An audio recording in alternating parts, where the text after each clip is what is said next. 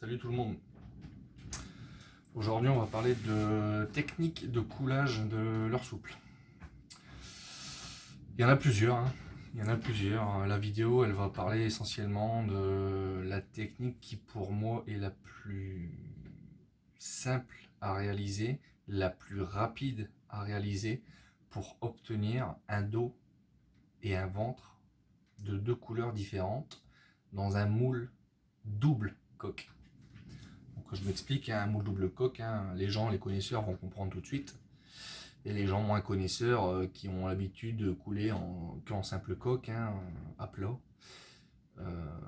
ne sont pas forcément encore au jour d'aujourd'hui au courant de ces méthodes de fabrication.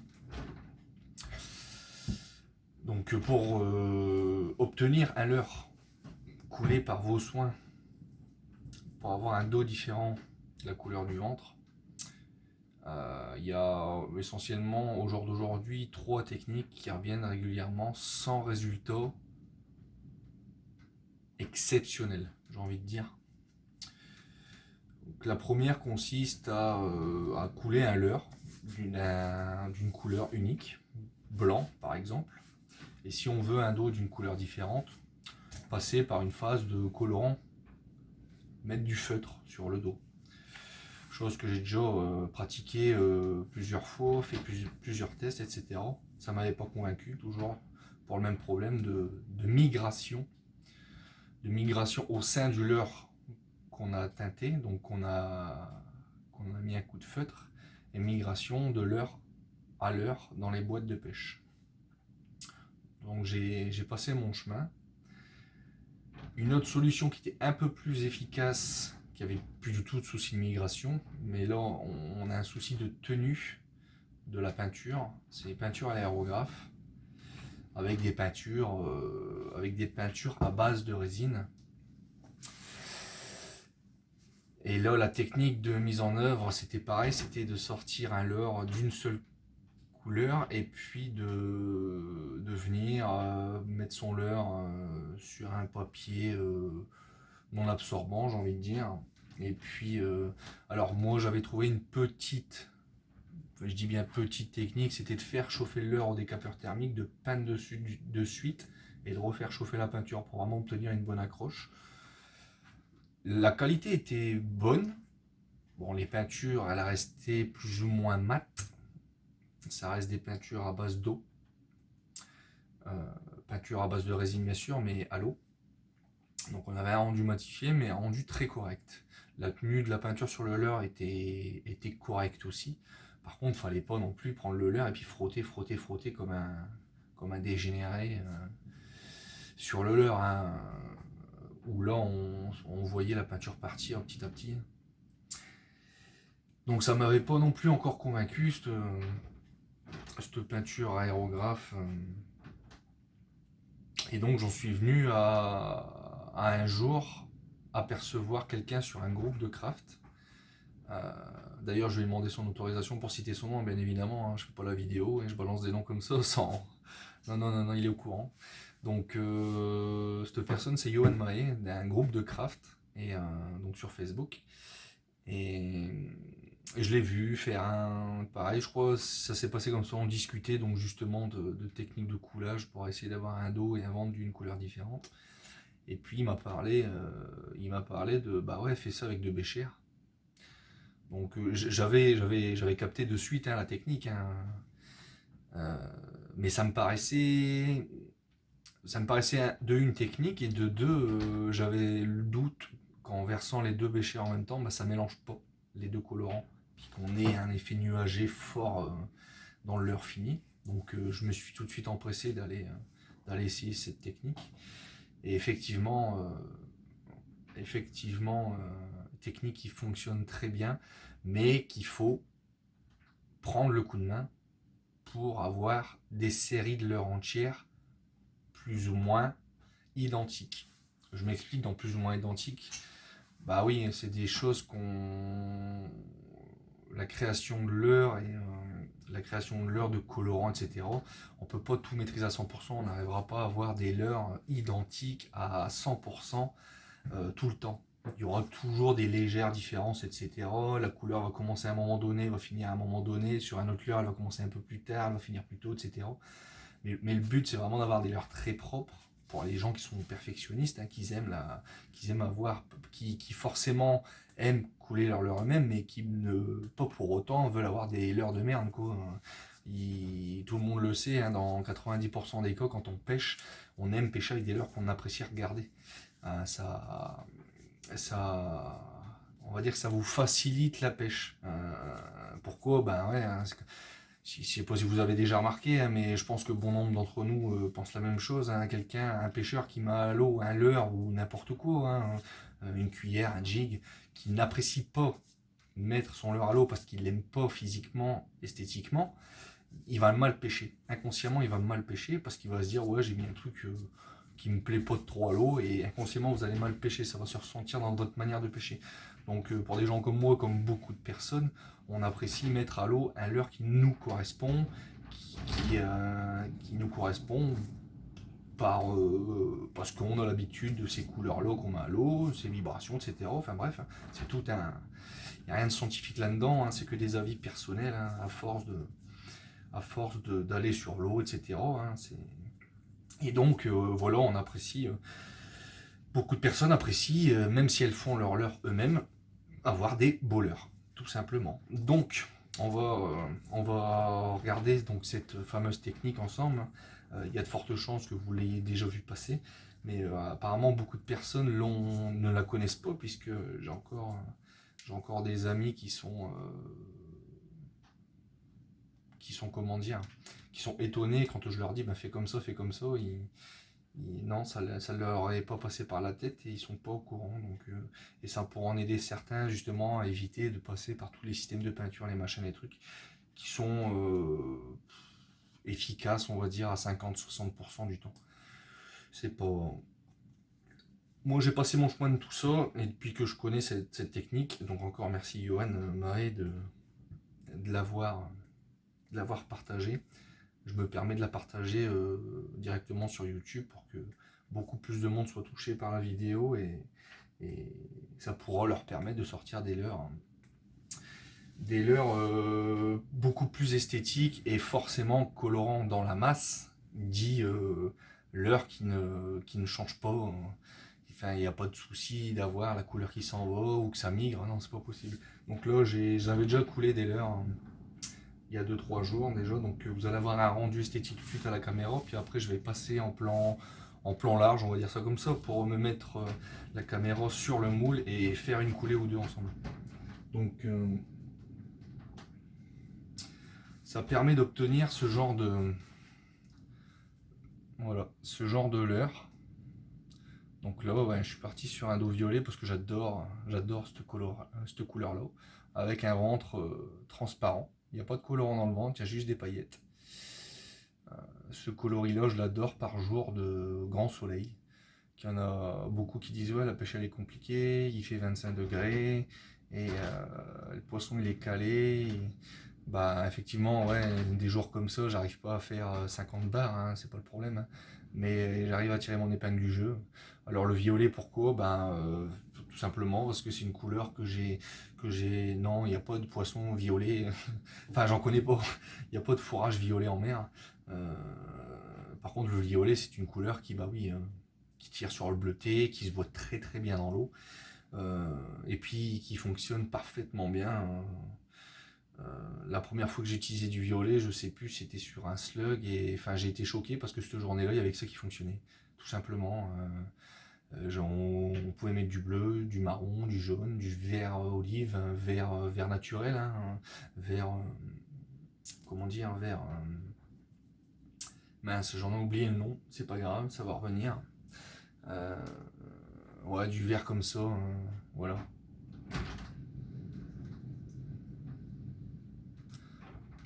Un vert plus ou moins kaki, enfin des dos naturels, et rien ne faisait ce jour-là, et puis j'ai mis un leurre violet, et boum, ça a été une belle journée de pêche ce jour-là grâce à ça. Donc un exemple, hein, tout simple, hein, voilà, de ce qu'on peut obtenir avec la coulée en une seule fois. Donc vous avez votre dos violet, et puis votre ventre transparent, quoi. Voilà. Donc là, c'est un leurre. Et dans la même série, j'en ai un deuxième, bien évidemment. Donc voilà. Donc on remarque bien que c'est pas pile poil les mêmes, hein, puisqu'on est sur une coulée manuelle. Mais on arrive à obtenir des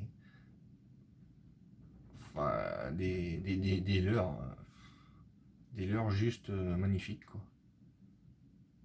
Voilà. Donc là, on va se retrouver en gros plan sur le moule en question.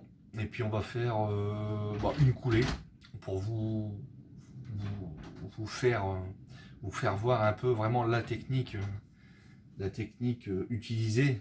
Je pense que vous l'avez compris, mais au cas où certains se posent encore des questions. Donc on revient tout de suite. Donc on se retrouve en plus gros plan. Donc là, j'ai déjà préparé le moule en avance, hein, pour pas que la vidéo elle dure 3/4 d'heure. Donc voilà, un moule avec un gros cône de coulée, ce qui va me permettre de bien faire couler le produit d'une couleur d'un côté et l'autre couleur de l'autre. Comme ça va venir se rejoindre directement dans le moule, ça va pas mélanger au début du cône de coulée. Et on arrive à des résultats qui sont plutôt pas dégueulasses, hein, même plutôt très corrects. Donc on va se faire un coulage ensemble pour bien que vous vous rendiez compte de la technique et de la mise en œuvre qui est pour ainsi dire toute simple, hein, mais qu'il faut maîtriser, qu'il faut réussir à maîtriser. Ouais, hein, ça vient pas forcément au premier coup de main, mais c'est largement réalisable. Donc on va remettre un petit coup de chauffe pour le plastique. On va bien évidemment mettre des gants pour pas se cramer les pattes.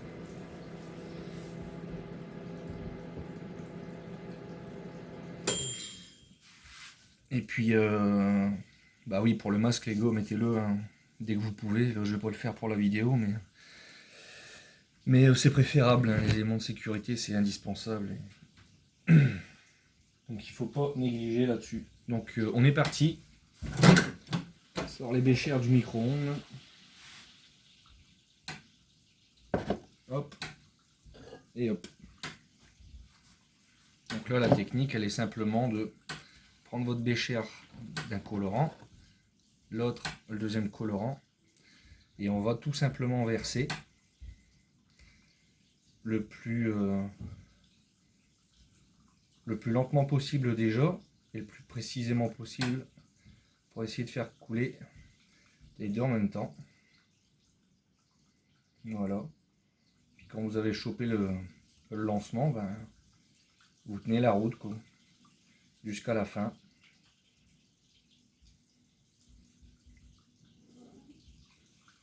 Donc vous mettez bien à l'extrémité de votre cône, hein, pour pas que les deux couleurs se mélangent à l'entrée du cône.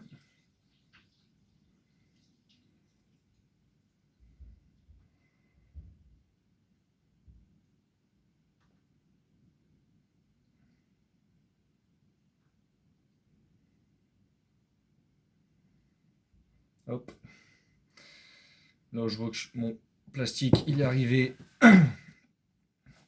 en haut du cône. Donc vous faites pas avoir, hein, ne remplissez pas à fond votre cône de coulée. Pourquoi? Je vais m'expliquer. Là le plastique est très chaud. Donc qu'est-ce qui va se passer quand là le plastique il va refroidir? Il va se rétracter. Donc vous laissez un bon 20 secondes le plastique se rétracter. Vous allez voir, ça va se creuser au début du cône de coulée. Vous gardez un de vos deux béchères, vous le refaites chauffer un petit peu au micro-ondes pour le garder bien chaud. Et une fois que le creux de rétractation, vous allez le voir visuellement, est bien attaqué, vous allez prendre votre béchère tout chaud et vous allez re-remplir. En fait, ça va tout simplement vous éviter d'avoir des déformations dans le leurre. Il y en a plein qui disent ouais, j'ai des problèmes, il faut faire des évents, machin. Ça n'a rien à voir avec les évents. C'est juste que comme le plastique se rétracte, il va vous créer, en fait, il va absorber du plastique et ça va vous créer un défaut dans le leurre. Souvent par un trou dans le flanc ou un trou dans le dos. C'est pas un trou, c'est la rétractation du plastique. Et en versant après les 20-30 secondes de refroidissement du plastique en versant un corps chaud. Vous allez simplement éviter ce genre de rétractation. Donc voilà, là je viens de refaire chauffer 10 secondes mon plastique et je le re-remplis. Bien chaud. Voilà. Ça, si le plastique veut reboire pour combler la rétractation, il va pouvoir le faire puisque je viens de le faire à l'instant. Et là, vous n'avez pas de défaut dans votre leurre grâce à cette technique où vous coulez votre leurre, donc vous laissez rétracter jusqu'au cône de coulée, jusqu'au début du cône de coulée. Vous arrêtez, vous remettez votre bécher de la couleur que vous voulez dans le micro-ondes. Vous attendez que ça rétracte un petit peu, vous allez voir, le trou il va se former au-dessus visuellement. Et une fois que le trou s'est bien formé, vous rajoutez tout de suite du liquide très chaud. Ça va vous éviter la rétractation dans le leurre. Donc là, on va repasser sur ma tronche. On va essayer de ne pas faire trop bouger le bordel. Voilà. Ouais, j'ai investi dans un petit pied. C'est plus pratique. Ça évite les vomitos à répétition. C'est pas agréable de regarder une vidéo puis que ça bouge comme ça. Donc voilà, hein, moi je m'embête pas, hein, je fais donc dans le moule, c'est tenu avec des petites pincettes là, à cheveux, tout simplement parce que mes plans de joint ils sont très propres, hein, j'ai pas besoin de serrer ça comme un martyr. Ça fera l'objet aussi d'une vidéo bientôt. J'ai encore 2 leurres que je voudrais mouler, un gros de 180 et un finesse qui a des années dont j'ai jamais fait le moule mais qui me donne entière satisfaction quand je suis sur l'eau. Et celui-là aussi je voudrais le mouler, donc ce sera l'occasion de faire un tuto sur la fabrication d'un moule à double coque avec une empreinte, un contre-moule en plâtre pour avoir un plan de joint le plus parfait possible et avoir un moule double coque nickel. Technique que j'utilise de toute façon à chaque fois pour faire des moules double coque RTV rouge. Donc là on va laisser refroidir, hein. Ça fait un petit temps d'attente sur la vidéo mais c'est pas bien méchant. Ouais, derrière vous pouvez apercevoir la fabrication du vivier, hein, qui viendra agrémenter le bateau. On va aller faire un petit tour dessus au cas où ça en intéresse certains, même si c'est pas le sujet de la vidéo, on sait jamais, pourquoi pas. Donc voilà.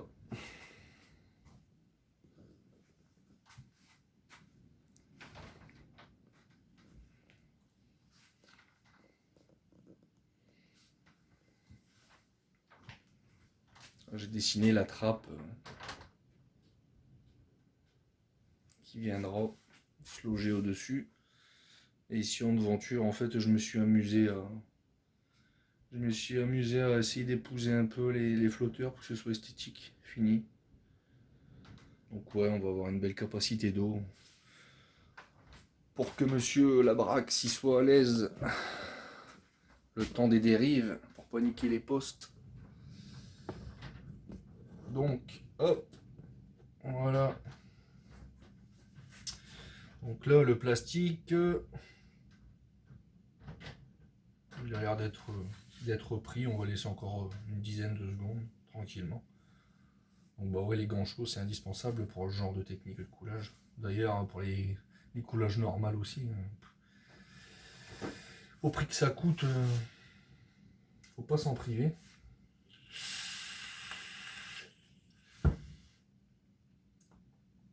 Donc on va démouler.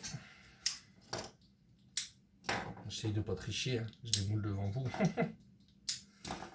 Alors, on va mettre la caméra correctement. Tac, voilà. Voilà un visuel. Voilà, on démoule tranquille, hein.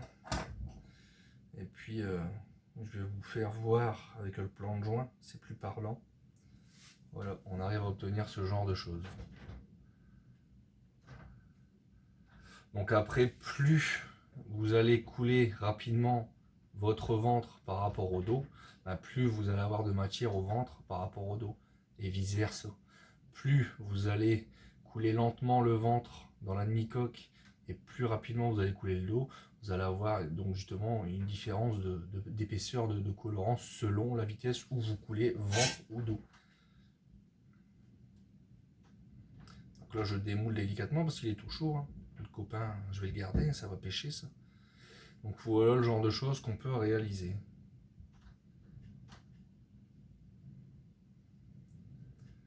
Vous remarquerez aussi la propreté du leurre fini, hein, les couleurs, les paillettes bien visibles. Un plastisol pardon, de très bonne qualité, dont je vais pas taire la marque parce que tout simplement c'est un plastique que j'ai découvert il y a de ça un an, et parce que j'avais eu beaucoup de problèmes avec les anciens que j'utilisais, problème de jaunissement trop rapidement, problème de crame direct. Même en appelant les revendeurs, les fournisseurs, les machins, ils avaient toujours la même. C'était des réponses toutes faites quoi. Il jaunit parce que vous chauffez trop, il jaunit parce que vous l'utilisez mal, il jaunit parce que vous mélangez mal le bidon, alors que non. Et pour la température, ben voilà, hein, je m'équipe d'un. Ça fait beau, hein, voilà. Je m'équipe d'un thermomètre laser hein, pour pas dépasser les températures à plus de 170-180 degrés. Hein.